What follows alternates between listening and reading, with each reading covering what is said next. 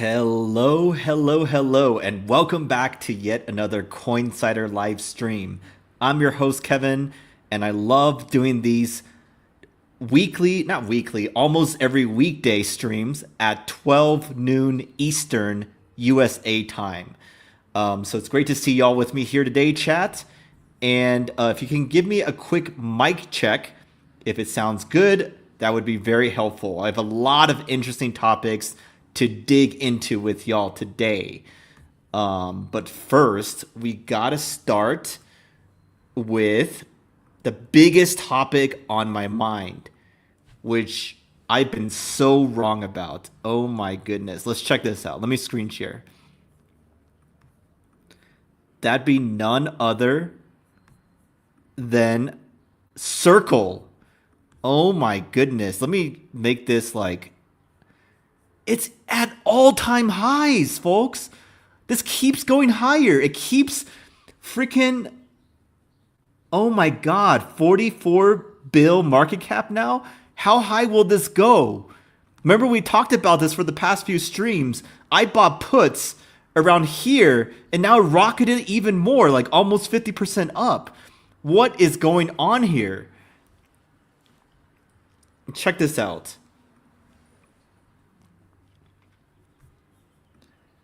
Yeah, chat, let me know what you think about Circle. Is this insane? Is this absolute insanity in terms of price action? And welcome, fellow Bangladeshis. Welcome to the stream. So check this out. Adam Cochran wrote, "Sorry, Circle, I love you, but it's time. Market cap the same as the total USD supply is simply insanity. And this short squeeze won't last forever."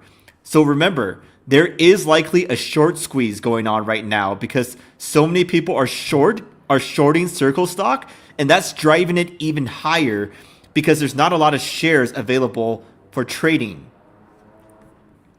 So we'll eventually flip long, but for now I've got to start building a short because the upside simply isn't there near term.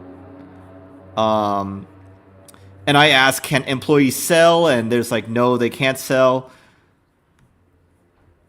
And maybe I'm wrong to buy puts. There's a lot of puts available, if not enough borrow shares.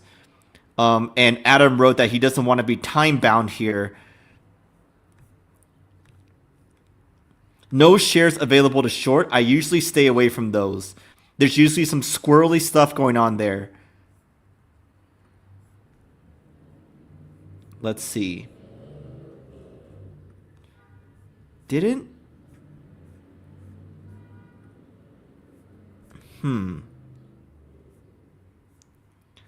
I was looking at something else though. One second. Let me try to find this for y'all. Where was it? Ah, I found it. One sec.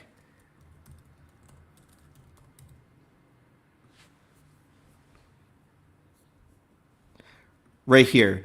With Circle at 50 bill market cap, how is the obvious trade not just long coin, short Circle? And this person wrote, many of my friends have been short since 110 and are now down quite a bit. It was a good short at 150 as it is 200. Circle float is very low and will be for some time. So this is what's driving this ridiculous price action, right? This is like literally parabolic. It's crazy. Circle is the parent company behind USDC. And it's actually fitting for this stream because this stream, we're talking about the revenue meta, which is the meta of actually revenue generating, money making crypto companies and projects, right? Circle being one of them. Now, I think this Circle thing, I already talked about it enough in the past few streams, but I had to pull it up because this is insane. Look at this price action. This is insane, folks. Haven't seen anything like this in so long. This insane price action, chat.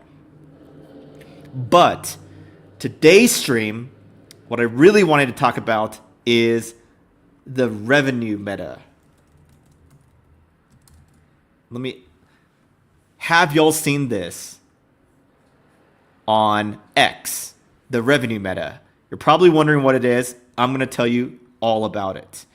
So, here are some proof that I'm not making up this meta, okay? Look, thinking about creating some revenue meta shirts. Anyone interested? This is a real thing, a new meta called the revenue meta. And here is just an AI. Oh, wait, I didn't share the screen yet. Here's just an AI generated shirt saying, or picture of someone wearing a shirt, revenue meta. I wouldn't short Circle. I wouldn't short it. It can stay irrational longer than you can stay solvent. It's what someone wrote, and I agree with it. I only bought some puts, but maybe that wasn't the best idea either. We're talking about the revenue meta, folks. Check this out.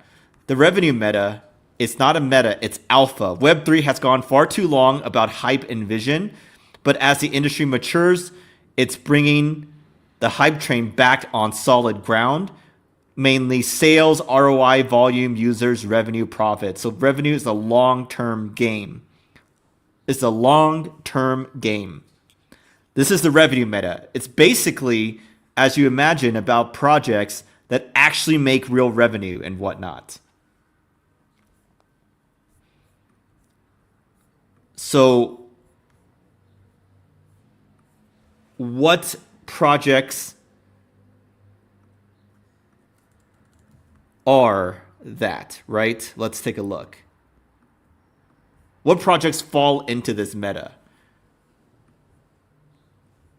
Well, here is a great tier list. Tether makes a crap ton of money. Circle too. That's why we talked about Circle earlier in this stream. Hyperliquid makes a lot of money. Pump.Fun, of course. They've made close to $1 billion, if I'm not mistaken.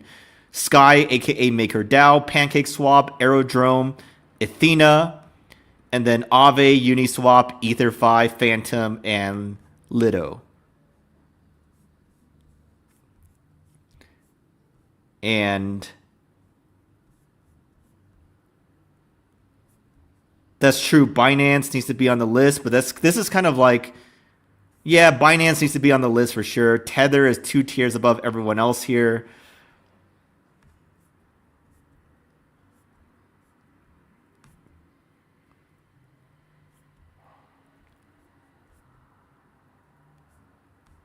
Yeah, I largely agree with this tier list, folks. The revenue meta tier list.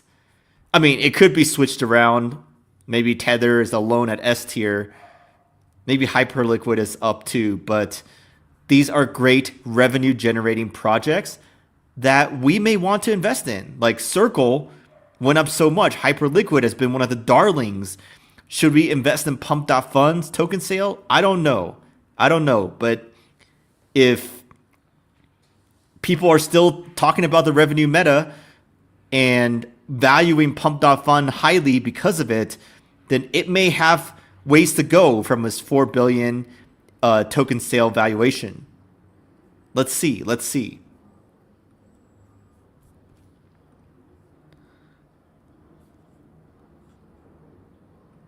Share this tweet here. Can I even share it?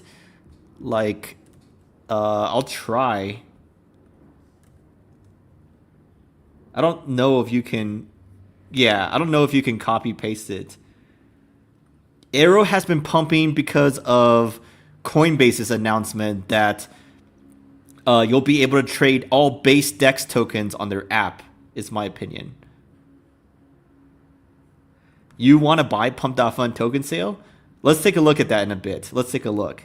We're not done with this meta yet, though. Marinade is the Sol staking, right? The Sol liquid staking protocol. A little bit niche in my opinion, but I think you're right that it may belong in this revenue meta discussion.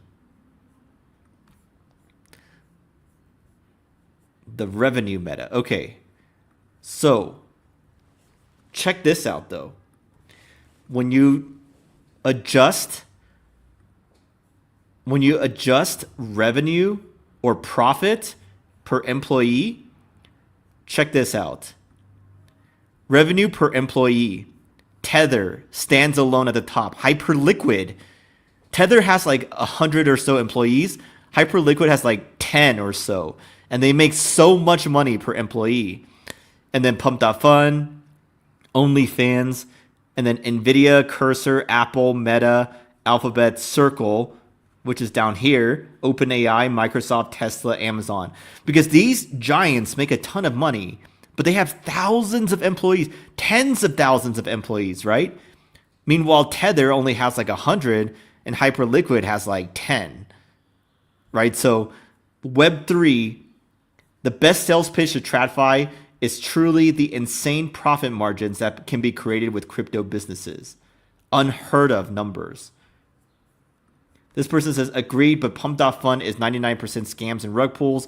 Don't know if it should be considered besides serious projects.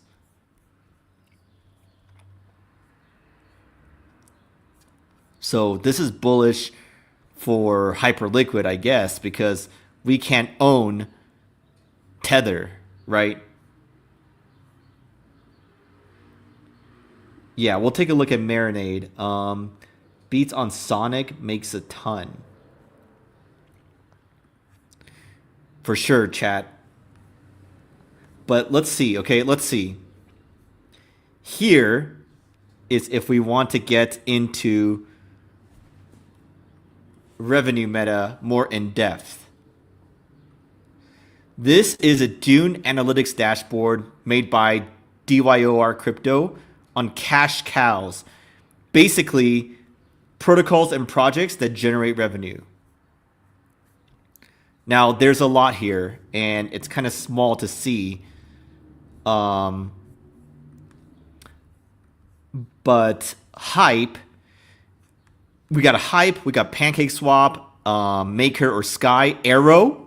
Y'all are talking about Arrow, Radium, Aave, Lido, Jupiter, Pendle, EtherFi, Jito, Camino, I believe, GMX, Athena, Curve, DYDX, Convex, Syrup, XVS, Fluid, Frax, ACX, Uni, Morpho. So we got a lot here, okay? And if you look at their revenue, it's on this side, right? And you can sort by fees and revenue. And let me sort by revenue. Monthly revenue, okay? But here's the thing. Not all of their price growth is positive. On a 90-day basis, most of them are positive. Okay? 1 year, less so. But here's the thing. The value capture is different for many of these, right? Like Hype, buyback and burn tokens. So that's really strong. Others share their fees, right? They share the revenue with fees with their token holders. But that could create some selling pressure too, potentially. Token buyback, rev share governance, like this isn't even good as a value capture mechanism, right? So not all these are created equal, is my point. Like buyback and burn, if you have a lot of revenue, is amazing. It's amazing for the math equation, the supply and demand math equation, right? But other stuff like staking rewards, it's really meh. Governance is even more meh. Right, chat?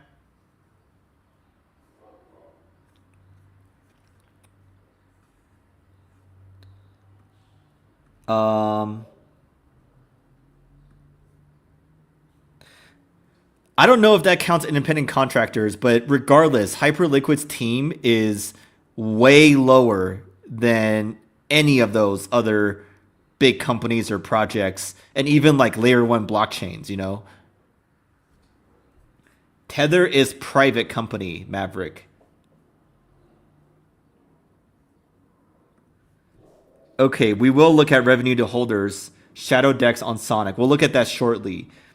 This is why XRP, XLM, Algo have no future. They make no money. Well, XRP has God tier community and God tier BD, where they buy all the companies that make money, right? So XRP is different from XLM and Algo. Yeah, I'm not surprised. A lot of projects migrating over to Hyperliquid these days. But let's take a look at this DeFi Llama stuff.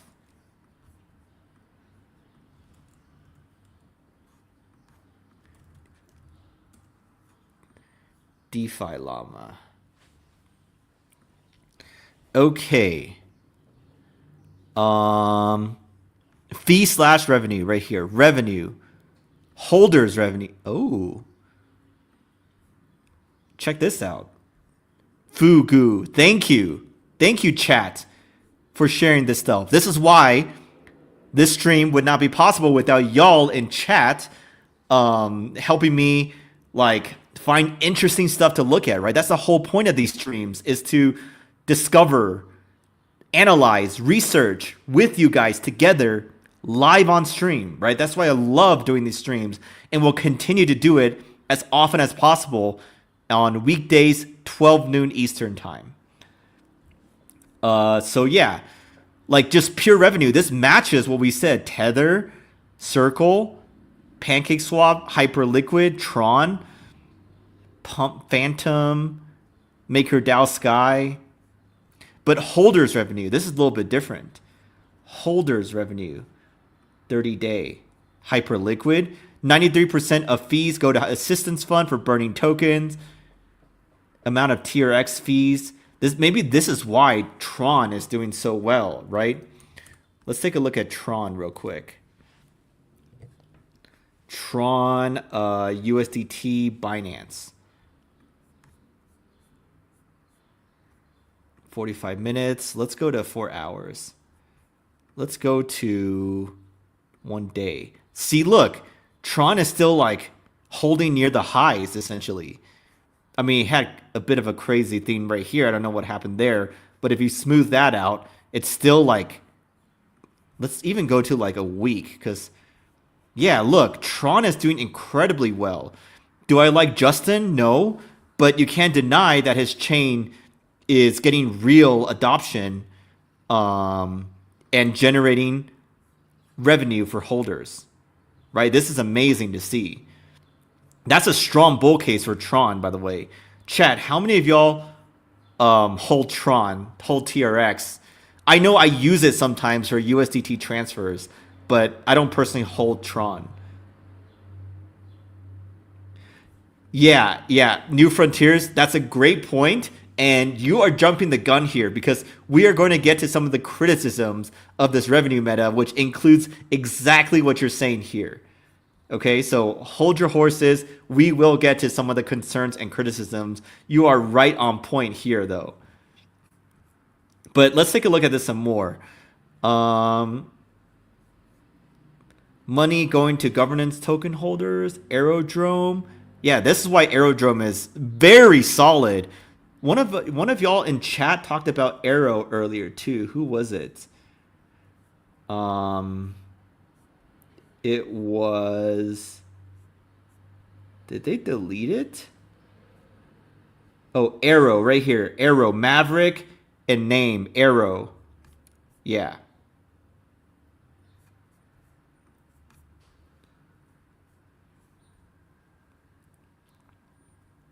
Those that make revenue will start to behave more like stocks, which is a pro and a con, because they may not rocket due to the speculative hype. So you are so right. Tron sucks. Stay away from it. Okay. I would look like projects who give 100% revenue back to holders. Not all projects share all the fees. Shadow on Sonic. Okay. Pendle, all solid. Radium.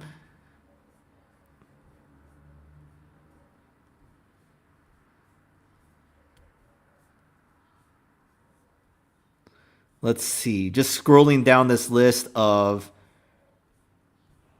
Where is this one that... Shadow on Sonic? Did I miss this? Shadow.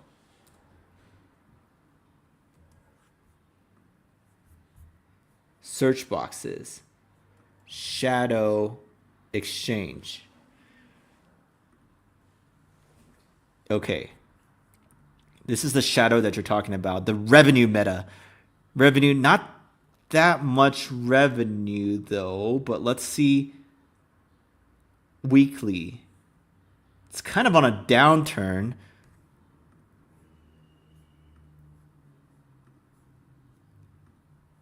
Shadow, oh, these are different actually. Shadow Exchange Legacy,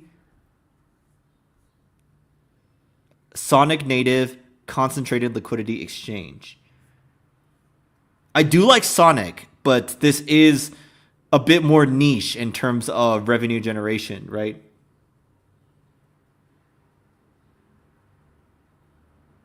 Dies out because of money rotation from Sonic to Avalanche at the moment.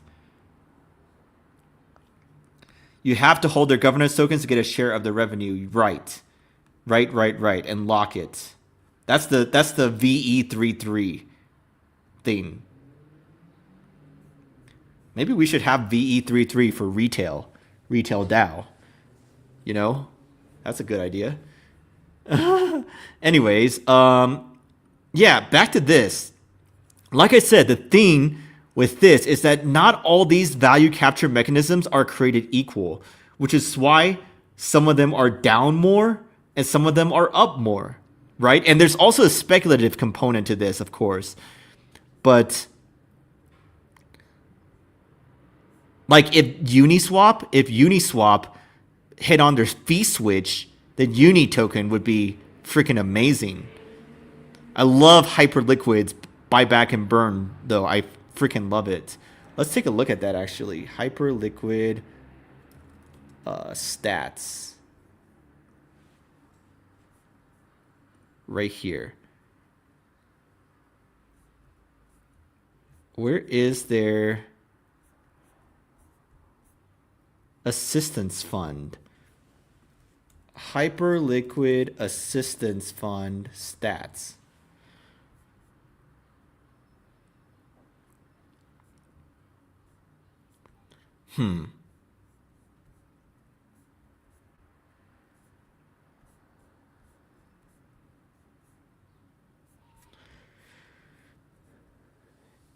Interesting. I don't know exactly where to find that right now, but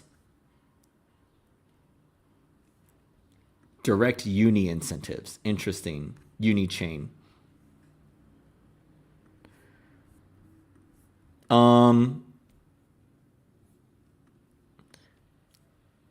But yeah, like fee share. Let's take a look at that actually. Pancake swap, fee share details.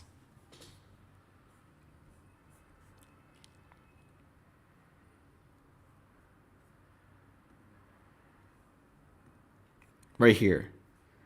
Token swaps.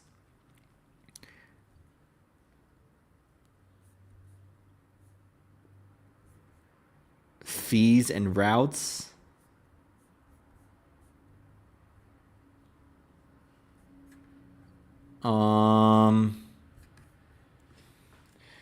Fee share.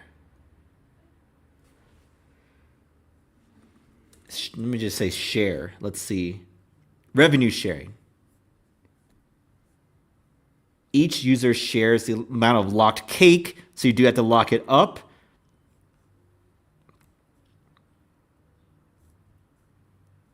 Lock more cake.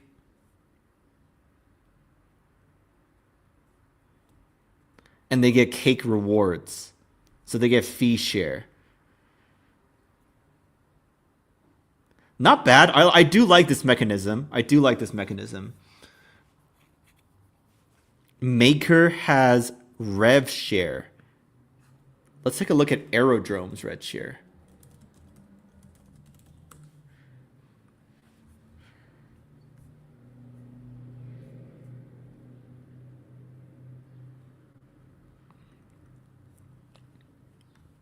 This is the article from Binance Square. 100% return. Aerodrome generates over 100 million in revenue per year, all of which is distributed to token holders.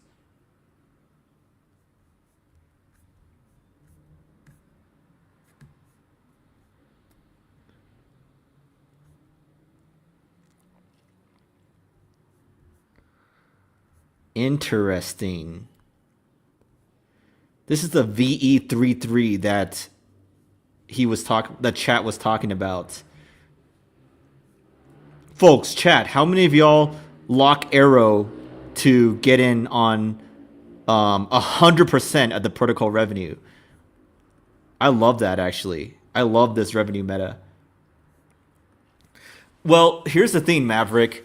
It all comes down to supply and demand, right? At the end of the day, token price equals supply and demand dynamics. And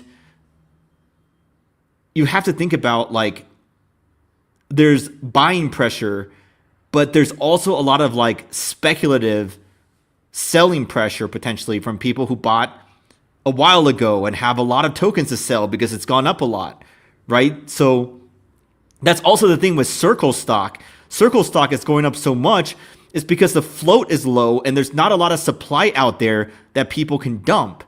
That's why there's more demand, more speculative demand right now. And that's even why Hype has retraced quite a bit. Let me show you.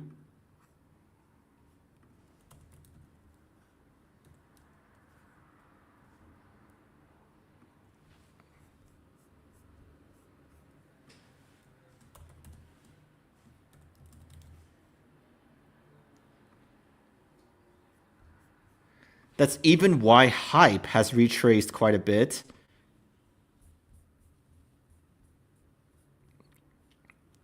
Even though it has amazing buy pressure from the assistance fund, right? It's because it got too euphoric, too many buyers on the way up. And now all that supply is selling pressure because they're paper handing it. So it's not as simple as saying that they are having like fee share or buyback and burns, because you have to account for the supply on the sell side as well, which could be a lot depending on the situation. Aerodrome does have a direct investment from Coinbase. That is correct. I should lock up some Aerodrome if I had some.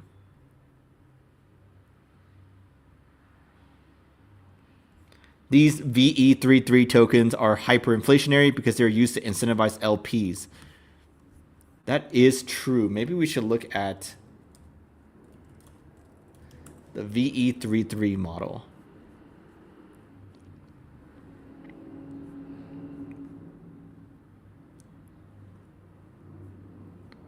Closer look at VE33. First introduced by Andre Cronje, who is now part of Sonic, by the way. And it combines components of Olympus DAO's 3-3 staking mechanism. It's VE stands for Vote Escrow, by the way.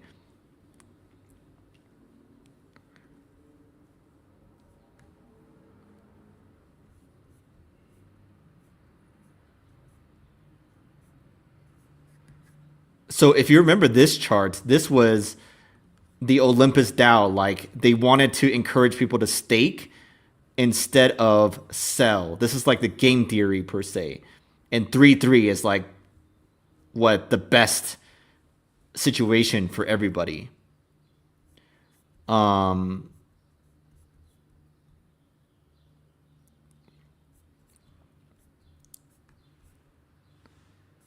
yeah, I mean, this gets a little bit complex. I don't know if I want to spend too much time digging into it today, but we can definitely look into it in future streams if y'all like.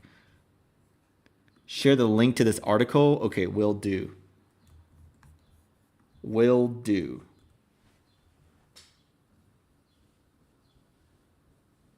Yes, prisoner's dilemma table. Exactly. Fugu knows what's up.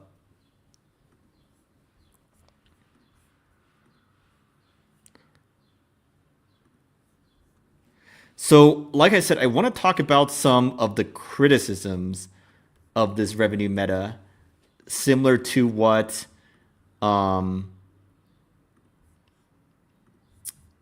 New Frontiers was saying. So there's a few criticisms, okay? So bear with me here. First of all, it's saying the revenue meta is good but would have completely missed the Sol trade. Averaged 3 mil in quarterly fees until Q4 2024.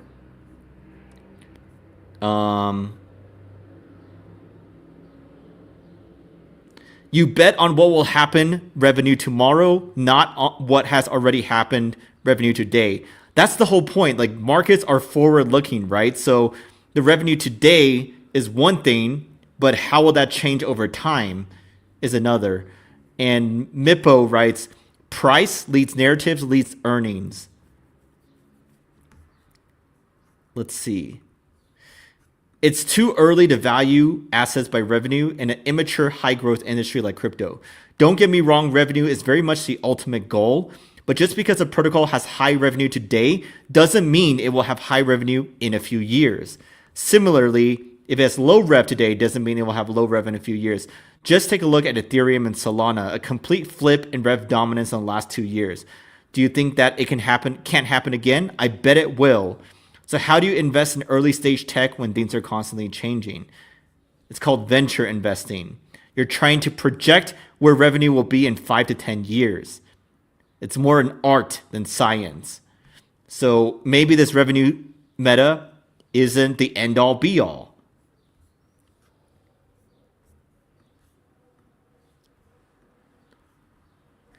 And Victor Boonin writes, it's not a revenue meta until we're getting actual dollar returns in our bank accounts. DAO's pumping their own tokens so they can stretch them further in enterprise BD deals. Oh, sorry, I mean returning value to token holders through buybacks doesn't go far enough.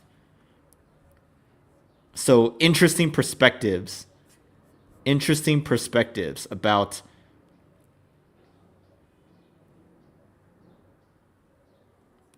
absolutely, bro. Token buybacks and internal value loops can only do so much. Real revenue means actual cash flow and external value creation. Until DAOs can show off dollars hitting accounts, it's just a narrative game dressed up as sustainability. Interesting views. Criticisms of this revenue meta.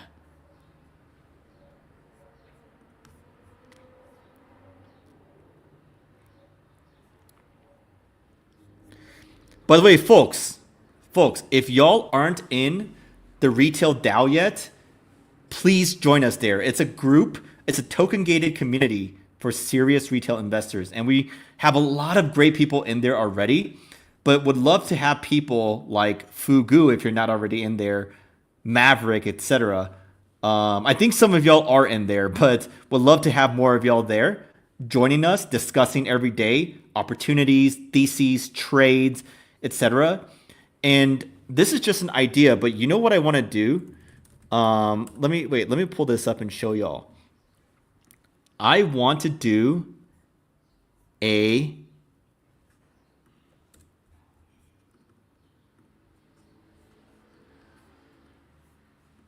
campaign. One sec. I want to do a campaign, a competition on X, for retail DAO. That's a hot takes competition. So basically, you share your hottest takes, you tag a retail investor friend, and you tag retail DAO, and the top winners will get some retail tokens. Maybe just to make it easy, it will be from me, yours truly, so we don't have to put a proposal for it. But chat, what do you think? Would you participate in this hot take, change my mind? So for example, you could be like hot take, let's see. What's a hot take? Let's see. Maybe this isn't hot enough. Actually, no, this is pretty hot. Hype will flip BNB this cycle. That could be a hot take, right? What are some other hot takes?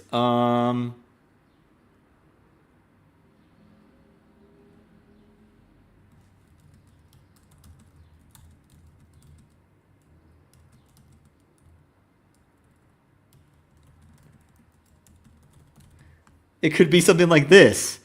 This is what some people have been said, right? Like if Bitcoin can be acquired through executive action, then it can be sold via executive action, right? So maybe we'll do a hot take competition. Chat, let me know if you like that and if you would participate. A change my mind hot take competition. I think that will be fun. And fun is important. Right? But let's see. Let's see. What else are people...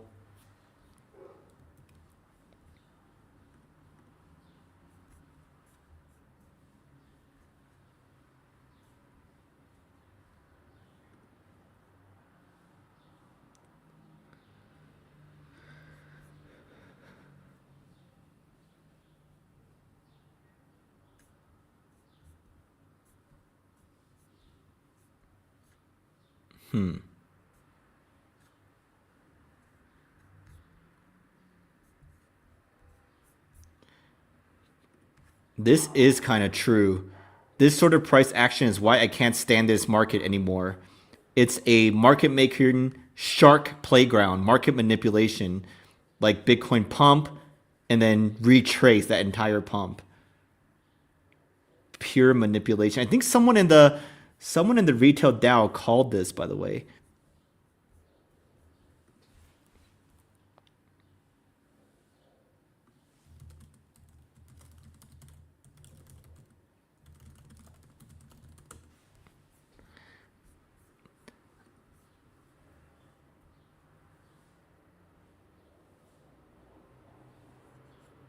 Change my mind. You could just type in "change my mind" meme generator in Google.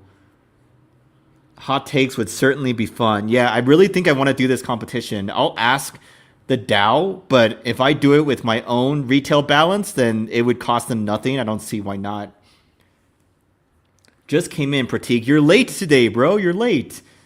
Highest revenue cryptos. Let me pull that up again for you.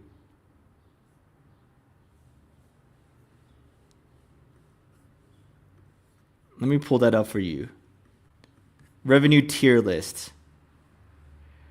Tether, Circle, Hyperliquid, Pump.Fun, Sky, PancakeSwap, Aerodrome, Athena, Aave, Uniswap, EtherFi, Phantom, and Lido. Lido, whatever you want to call it. Those are the top highest revenue cryptos. And there's a good way to look at it that Fugu told us about. If you go to DeFi Llama, scroll down on the left, fees/revenue, and go to holders revenue. This gives you some alpha too. PancakeSwap, Tron, Aerodrome. These are all great. And if you just want pure revenue, Tether, Circle, PancakeSwap, see? These are all the ones that it was on that tier list, right? Lido. Not all of these flow back to holders of their token, though, or not all of these even have tokens, like Base, for example. So,